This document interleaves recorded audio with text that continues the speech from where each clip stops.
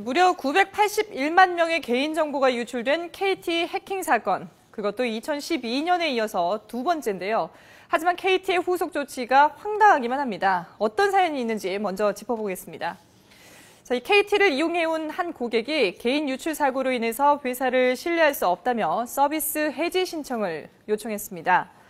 그랬더니 KT 상담원이 2년 약정 상품에 가입했고 아직 잔여 기간이 남았기 때문에 위약금 5만 5천 원을 내야 한다고 답변을 했습니다. 자, 이 문제에 대해서 여러분은 어떻게 보십니까? 개인정보 유출이 없었다면 이런 상황도 벌어지지 않았을 텐데요. 같이 판단해 보도록 하겠습니다.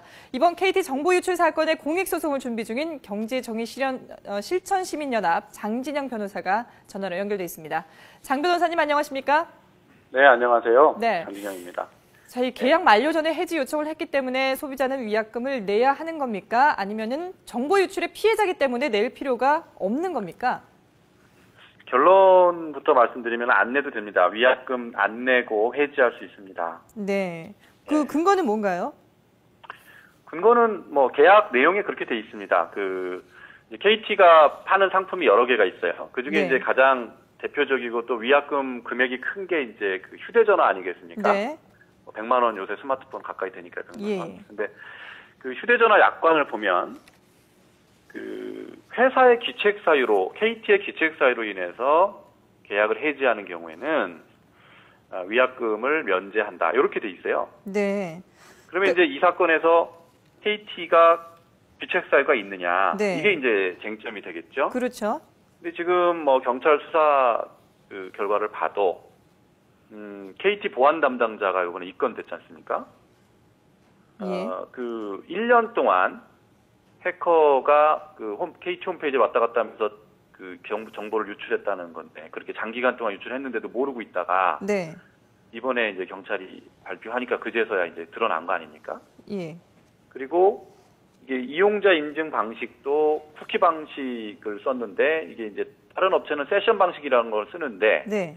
이게 이제 수준이 좀 낮다. 그렇기 때문에 보안 담당자의 그 개인정보보호법 위반 혐의가 인정이 될 것 같다. 이게 이제 경찰의 발표입니다. 예. 그런 거 보면 그 KT가 개인정보 보호를 소홀히 했다. 그러면은 KT가 귀책 사유가 있기 때문에 정당한 계약 해지다. 위약금을 면제해줘야 된다. 이렇게 논리가 되는 겁니다. 예. 그런데 KT 입장에서 KT 입장에서 밝힌 반론을 보자면요. 네. 고객 정보 보호 의무하고 네. 위약금하고는 별개의 문제다. 네. 또 개인정보 유출로 인한 피해 상황을 지금 조사 중이기 때문에 최종 결과가 나온 게 아니니까 네. 해지 시에 위약금 면제 등 피해 구제 관련 계획은 답변할 수가 없다라고 지금 네. 얘기를 하고 있거든요. 예. 그러니까 지금 일단 위약금은 위약금대로 내고 그 피해 보상에 대해서는 그 이후에 차후에 문제 논의할 부분이다라고 지금 이런 입장인 거 아니겠습니까? 그건 이제 그건 KT 생각이고요. 네. 이게 다른 게 아닙니다. 이게 우리가 예를 들어보죠. 어떤 업체한테 우리 집을 청소해달라고 키를 맡겼어요. 네. 근데 그 청소 업체가 키를 보관을 잘 할 걸 믿고 맡겼겠죠. 예. 근데 그거를 줄줄줄 흘리고 돌아다녔어요.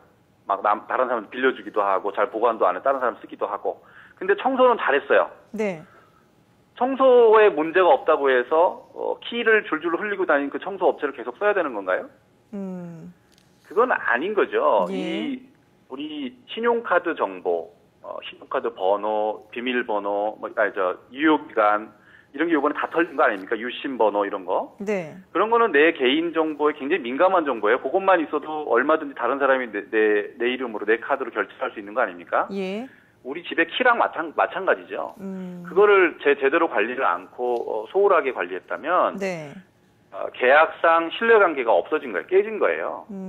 그 계약을 계속 강요한다는 것은 그 고객 입장에서 굉장히 부당한 거고요. 예. KT가 그렇게 강요할 법적인 권리가 없습니다. 고객은 계약을 해지할 수 있는 권리가 있는 거죠. 예. 그러니까 KT 측에 그 귀책 사유가 있다는 것을 확실하게 증명할 수 있다라는 말씀이신 거죠? 물론입니다. 예. 네. 자, 그리고 또 앞서도 잠깐 언급을 해주셨지만 회사가 소비자에게 피해를 줄 경우에 뭐 위약금 여부라든지 피해 보상에 관한 약관 이런 계약서에 이런 것들이 있습니까? 질문을 다시 한번 해주십시오. 그러니까 그 고객이 KT에 가입을 한다거나 했을 때 저희가 이제 그 계약 서류를 작성을 하지 않습니까? 이때 위약금 여부라든지 그러니까 회사 측의 과실이 있을 경우에 위약금 여부라든지 피해 보상에 관한 약관 이런 것들이 따로 별도로 있죠? 예, 제가 약관을 한번 살펴봤는데 네. 뭐 어떻게 책임을 지겠다 이런 내용은 없고 구체적인 내용은 없고요. 예, 구체적인 내용은 없습니다. 없고 어쨌든 이거는 근데 그런 내용이 없다고 하더라도 네네. 그렇다 없다고 해서 회사의 책임이 면제되는 건 아니고요. 예. 그럴 때는 이제 법률의 일반 원리에 의해서 해결을 하게 되는데 네. 계약상 그 한쪽 당사자는 상대방의 정보를 소중하게 제대로 관리할 의무가 있어요. 이건 이제 개인정보보호법에 그런 네. 의무를 부과하고 있는데 그를 제대로 하지 않으면 형사처벌도 되는 거거든요. 예. 이제 그런 계약상 의무를 위반한 경우에는 상대방은 계약 해지는 물론이고 손해배상 청구도 다 할 수 있는 겁니다. 네, 그렇군요. 네. 이거는 이제 또 좀 별도의 질문을 하나 좀 드리고 싶은데요. 예. 이번에 뭐 고객 정보 유출 사건이 많이 일어나지 않았습니까? 비단 KT뿐만 아니라 뭐 금융사에서도 많이 일어났는데 이런 피해가 났을 때 정작 그 피해를 본 건 국민들인데 통신사나 뭐 이런 데 과징금을 부과해서 받는 건 정부거든요. 그렇죠. 그러니까 피해자들이 고객들은 아무런 보상도 받지 못한 채 배제되는 느낌을 지울 수가 없는데 이 부분에 대해서는 어떻게 보십니까? 그래서 이제 저희 경실련에서 주장하고 있는 것이 이게 과징금 지난번에도 카드사 정보 유출 때 정부에서 내놓은 대책 중에 그 과징금을 징벌적 과징금제를 신설하겠다 뭐 이렇게 발표를 했는데 그거는 정부가 더 돈을 많이 벌금식으로 걷어가겠다라는 뜻이거든요. 예. 그는 피해자 구제하고는 상관없는 문제예요. 그렇죠. 네, 그래서 이 징벌적 손해배상 제도를 도입해야 된다는 게 저희 입장입니다. 징벌적 손해배상 제도. 그렇죠. 네. 징벌적 손해배상 제도. 그리고 집단 소송 제도를 도입을 해서 피해를 당한 소비자들이 쉽게 권리 구제를 받을 수 있도록 법원에서 그런 제도를 마련을 해야 이제 기업들이 정보 보호를 그렇게 하면 정보 보호 하지 말라 그래도 알아서 잘할 겁니다. 여러 가지 규제를 만들어 놓지 않아도 수백억의 그 손해배상을 물어낼 수 있다. 수천억의 손해배상을 할 수 있다라고 하면 어느 회사가 소홀히 하겠습니까? 예. 그래서 이런 문제들이 있다 보니까 지금 이제 경실련 쪽에서 KT를 상대로 집단 소송을 준비 중이라고 들었습니다. 어제부터 이제 신청 접수를 받기 시작한 걸로 아는데요. 맞습니다. 이 소송에 참여를 하려면은 어떻게 하면 됩니까? 그 경실련 홈페이지에 들어오시면은 소송에 참가할 수 있는 팝업창이 뜨는데 그걸 이용하시면 되고요. 예. 10,000원 참가할 때 10,000원을 받습니다. 그리고 청구 금액은 한 명당 100만 원을 지금 예상하고 있고요. 예. 한 달 동안 4월 17일까지 한 달 동안 원고들을 모집해서 대규모 공동 소송을 벌일 생각입니다. 예. 경실련 홈페이지를 통해서 그 신청을 할 수가 있는데 구체적으로 개인이 준비해야 되는 부분들이 있습니까?